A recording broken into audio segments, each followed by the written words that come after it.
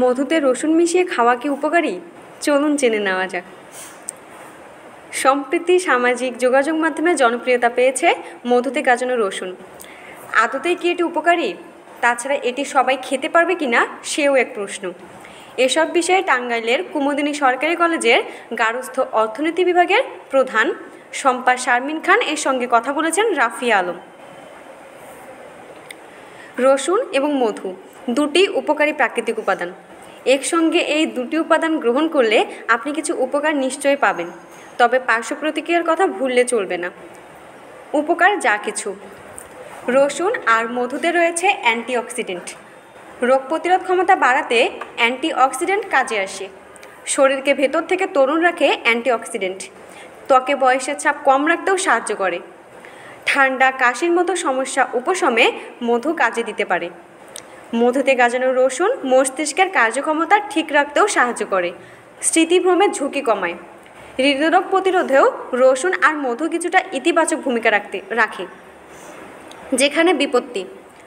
উপকারিতার তালিকা দেখে মনে হতে পারে রসুন আর মধু রোজই খাওয়া উচিত। আদতে বিষয়টা এমন নয়।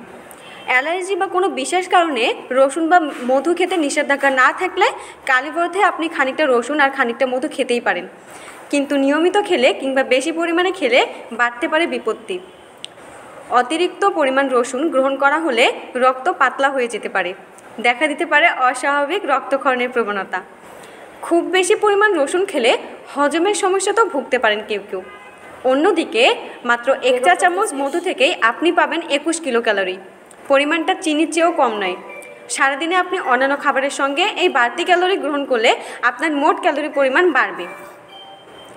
ডায়াবেটিস, উচ্চ রক্তচাপ, হৃদরোগ বা স্ট্রোকের মতো মারাত্মক রোগের জন্য দায়ী হতে পারে রোজ অত্যাধিক ক্যালোরি গ্রহণের মতো কোনো সাধারণ অভ্যাস।